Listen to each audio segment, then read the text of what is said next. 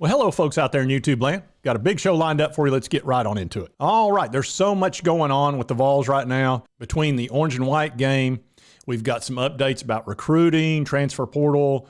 We're going to talk about possible injury, talk about the NCAA situation, and also Florida football for a moment. But I brought my brother Chilmont in on this one just to be able to kind of go back and forth and discuss all these things about the Vols. All right, Chilmont, there's so much going on this week with the Vols. It's crazy. Yeah. Of course, we just got done with the orange and white game. We've got the NCAA hearing this week, which starts Wednesday in Ohio, Cincinnati. And we've got an offensive line issue, obviously, because we're offering offensive linemen. Yep. And you had just told me that we had an injury. I knew Davis might be injured, but I wasn't aware that it was, might be a little bit significant. I don't know. Yeah. We can discuss that too. But, let's see. Let's start out with the new recruit that we just got, a safety. Let me pull him up here. And that's Edris Farouk, and he's a high 3-star and a safety. Yeah, out of Maryland, isn't he? Yes. And he's only a 3-star, but apparently had some really good offers and from some pretty good teams. So that leads me to believe he's probably more of a target than you think. But if Heupel's going after him, I like him. Yeah, he was getting ready to go to Ohio State. He'd been offered by Penn State. He was a guy, look, he may be running up the boards. We'll see. Could be very similar to the Colorado. Beast is what he is. I have this daughter-in-law. She's just a beast. A beast is what she is. Yeah, Gage Ginther, who is, if he's a 3-star, I'm a 3-star. Give me a break. He's a 4 or 5-star. And we'll see what happens with this young man. Like I said, he may run up the boards here with all this interest. That usually is what you got to look at, especially when the guy hadn't played his senior year and hadn't done and has not really done except junior. It's really hard to know until you get about halfway into the season and people start seeing him play. Yeah, plus that's a real area of need too. Ohio State would not have had him planning a visit if he wasn't good. Yeah. There's just no way. Or Penn State wouldn't have offered. So I think we're going to be just fine with him. He's got good size and good speed. Besides that, like I say, the O-line concerns me because they're offering an O-lineman out of Wyoming. And I saw that on Boogie Bentley's show, Talking Vols, and he actually did a show all about it. And that concerns me because that tells me they were not happy with the spring practice game as far as O-line. Well, there was a couple of sacks, and I think the 2 or 3, which they don't like to see. We lost some really good linemen, and of course we got Mays coming back and a couple others, but I think we've got a lot of freshmen out there right now. That takes a little while to work into sometimes. There's definitely some technique there that has to be learned and different kind of coverages.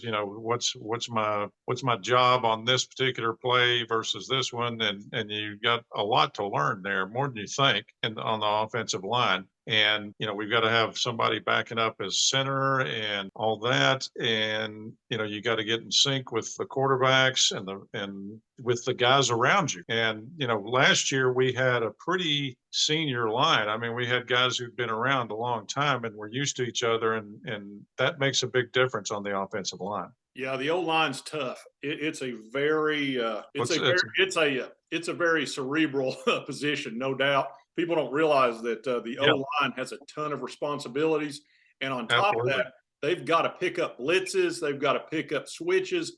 There's so much going on for an offensive lineman, and your center is really the brains of the offensive line. He's got to really pick up a lot of different things. So, he's the linchpin of the line. Yeah, and the one disappointment in last year's recruiting class, and it was the only disappointment, was we didn't pick up any big-time O-linemen. We did get the 4-star, but we didn't get Francis out of Hawaii that I thought we were going to get, the 5-star. Yeah, that would have been a big get there.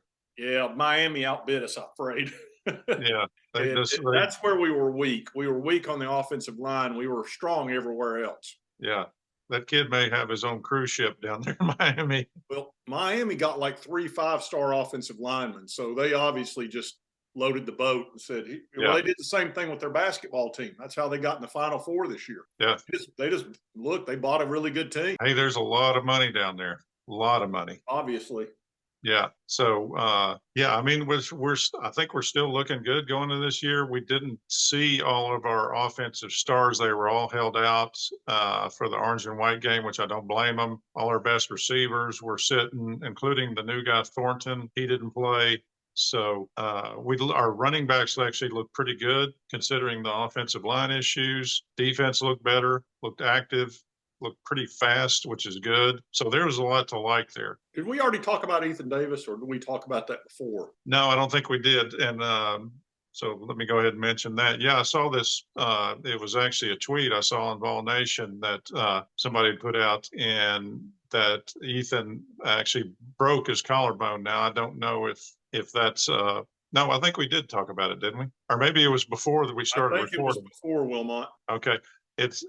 He does have a broken collarbone.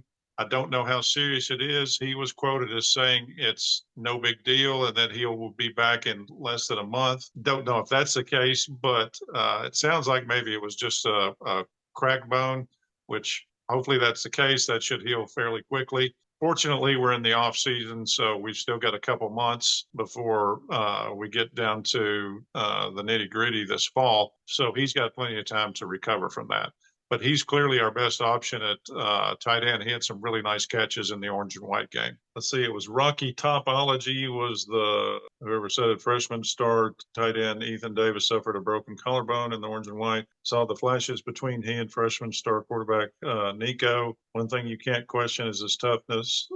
Minor setback in quotations. He says he will be back in less than a month. And that's basically all it says. Okay. Oh, one other thing, which was good to see. Lady Vol coach Kelly Harper got an extension. Okay, that's cool. Yeah, she's been to Sweet 16 back-to-back years, so they've got her going through. She's got a contract through 27-28, so 5 years. Yeah, that's fine. She's doing something minor there, but doing a solid job. All right, Wilmot, let's talk about this NCAA. We've talked about this once before. The Vols are not going to accept this failure to monitor, because they're obviously concerned about getting a bowl ban, and there's discussions of bowl ban.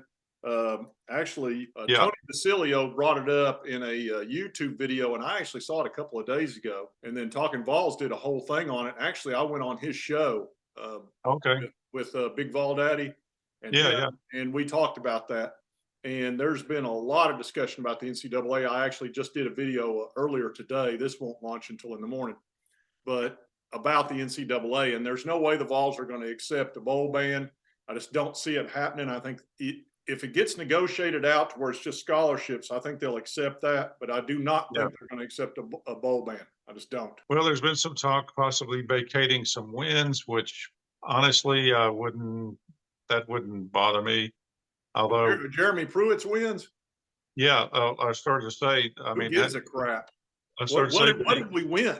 Did we win anything of significance? I don't think he beat anybody in the top 25, did he? Let alone a top 10 team. So, you vacate and abdicate some. Hell, he only had 3 years. We abdicate some losses too. Yeah, that's it. Let's vacate Can we vacate his last season? How about that? Is it vacate or abdicate? Vacate. Okay. Vacate wins. Possible. What does abdicate mean? Abdicate, that's like stepping down, like when that king stepped down because he wanted to marry the commoner. Okay, I got you. Oh yeah, abdicate your throne, or there you go. Okay, all right. Yeah, they're similar but not the same. All right, so I think we're going to fight this. And look, we may be getting all upset about nothing. They may go in there and get this figured out and do some sort of negotiated type thing. It's hard to say with the NCAA, and they've hired 40 new people. So you've got people that want to come in there and they're all fired up to really, be problematic. But I think since it's gone this far, and we talked about this before, I think the NCAA will probably feel like they have to do something, air quotes, since it's gone this far, it's in court. Okay, we can't just not do anything, even though we've already pretty much put substantial penalties on ourselves already. And it's cost us a small fortune in, having to go through another coaching search, having to fire all those guys, all that public, humiliation. And all this time I've been going through such pain and personal anguish. For nothing! Then would we eliminate 12 scholarships on our own, Yeah. plus some other things? There's also, there's recruiting restrictions they could put on us, and then actually losing scholarships, possible financial penalty there, although I don't know if that'll come through. Yeah, the NCAA might decide they need some money, so they'll pay for all those new employees. The last SEC team they really hammered was Ole Miss, and Ole Miss fought it. They supported their coach. They did all that, and they did self-impose some things. They actually had 13 scholarship reduction, and they were going to do a 1-year bowl ban. Yeah. And the NCAA forced them to do 2 years. Now they got hit with lack of institutional control, which is way worse than failure to monitor. Yeah. So we'll see how this plays out. I don't think we're going to get hammered, because I think it would undermine the NCAA's message that, hey, cooperate with us, do the right things when you find out about these problems, and we'll work with you. But if they go in there and do a bowl ban, which would be very similar to what they did to Ole Miss, even if they only do 1 year, that's still very similar to what Ole Miss did. And they did something way worse and didn't cooperate nearly to the extent we did, and didn't fire the guy right off the bat or any of that. They actually supported him because he was winning. I'm sorry, winning. You starting to get the concept now? Oops, winning. Well, that's it. I think we've got 3 things going for us that are pretty significant. Number 1, we haven't fought it, totally cooperated with the investigation. Number 2, we fired everybody and imposed penalties on ourselves. And number 3, several of the coaches that got fired have already admitted to everything and got their little show cause and gone on their way. So the only 2 that have been fighting it are Pruitt and the defensive coordinator. I can't think of his name right now, but the ones, the 2 that are fighting us. But all the other coaches, we did all that. Give us a lesser penalty and we'll be on our way. Yeah, so we've got those 3 things that are pretty hard to argue with. Plus, like you mentioned, that what is it? The new rule that says you cannot hurt players that did not have anything to do with it, or that's the gist of it. And that's what they would be doing with the bowl ban. Yeah, the way they state it says they need to go to the greatest extent possible not to punish student athletes that were not involved. That's how the wording is in their bylaw. And that bylaw was not there in 2017. Yeah. So I just, you're really comparing apples to oranges with Ole Miss, and they got 13 scholarships and a two-year bowl ban. I think 12 scholarships, look, they got to save face, so they'll probably want some more scholarships. I would accept that if I were the Vols. I would not accept the bowl ban. No, because that's too significant to the team, to the university. It's not to mention the money you get from it, but everything else that goes along with bowls, the extra practice, the whole 9 yards, the travel, plus, once we go to what is it going to be? The 12-team playoff, we got a really good shot at getting to that and and that's what, year after next? Yeah, it's 2024. And the only way that we would accept it, I think, would be if they try to hit us with the 1 year. And we go through some sort of process of appeal, not adjudicated, an injunction. If they get an injunction, something like that, and we're fighting back and forth NCAA, and then our season doesn't go that well, they might decide, you know what, rather than risking it, we'll go ahead and accept your 1 year bowl ban. Now, this is a worst case scenario in my mind. Yeah. But accept it that way. It doesn't affect 2024 when Nico's his second year, a 12-team playoff, which I think we can make. Yeah, which it would is be huge. Better to do that than to risk 2024 if we're not having a season like last year. I agree. And which could happen this year. I don't know. My hopes are up that we'll continue to play well, but you never know. It just it depends on a lot of things, and it depends on, somebody gets hurt. I don't want to say that. Hopefully that doesn't happen. There's no telling what could happen. Right now I think we're looking pretty good. Oh, the other thing we forgot to mention, unless there's something else you want to say about the NCAA, is Florida. Oh yeah, we'll definitely talk about that. Yeah. Yep. So I'm going to be we'll follow this NCAA closely because it interests the crap out of me. I mean, this is in my wheelhouse. I'm not happy about it, but I'm going to follow it big time. Well, it's huge for the university. I mean, it could potentially be pretty damaging. I don't think it will be, but who knows? Yeah, that's true. Last thing is everybody's down on Florida. I mean, everybody. There are so many YouTube videos.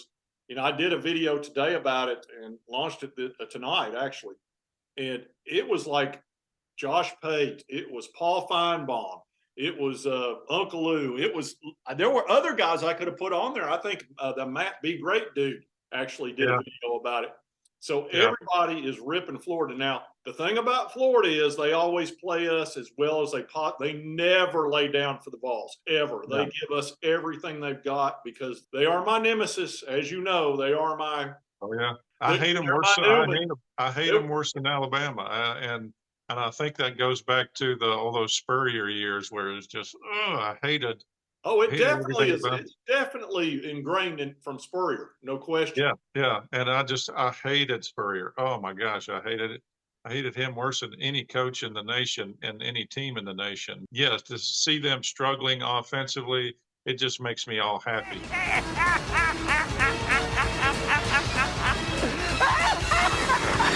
Yeah, I think the Vols like to see the Gators struggling and having a two-year losing season run. I mean, that's kind of shocking that they would have 2 losing seasons in a row. It kind of blows my mind. And it's funny, we talk about Florida, and Florida's where I always like to go on vacation. It's like every time we go play golf, we go to Florida. But it's not the people, it's the team. It's the Gators. It's a great state to visit, but I wouldn't want to support a team down there. No, because they're problematic. If they had not beaten us a bunch, I would be. Look, I like Vanderbilt. I don't have any problem with Vanderbilt. If they would just be like Vanderbilt, there would be no issue. Yeah, just always be crappy. Yeah, exactly. Just let us win, and there'll be no problems. Yeah, and we'll get along great. Exactly. So they need a quarterback. They're going to have to go in the transfer portal. I don't think the Graham Mertz guy is going to work out, but they may end up with him because I don't know what you're going to get unless you throw some serious money out there. You might get a guy that didn't make a first or second team or something at some big school or some guys, but he's not going to know that till the fall. They're not going to tell the quarterbacks in the spring who is the starter. They're not that stupid because they want that guy as a backup. Yeah, unless it's just totally obvious, if it's a guy who was an all-pro or an all-American last year and he's coming back for one more year, then obviously But they probably already would have transferred. Yeah, if you've got a quarterback competition going on, you're not going to say a word till the first game, pretty much. Exactly. And so I think you don't want to lose anybody. Yeah, unless they're going to go out and try to get somebody with some big money, I don't see them getting somebody that's really, really good. I could be wrong, but I highly doubt it. Not without some serious Benjamins. Well, knowing Florida, though, Durham, they'll probably go out and get Hendon Hooker in the transfer portal. Nobody's that good. No, there are no Hendon Hookers out there. There was one Hendon Hooker. Yeah. But I mean, it's entertaining that they're struggling. Absolutely. Yeah. All right, folks. Just wanted to talk to my bro about all this stuff. Just so much going on. But if you like this content, be sure to hit that like button. Lets me know to continue to cover the Vols. And if you've not subscribed, it's right here on the left. Just hit that little button. Costs you nothing. Helps me out. And right over here is my most recent video. Be sure to check that out. And we will see you next time on Sports Talk Jay.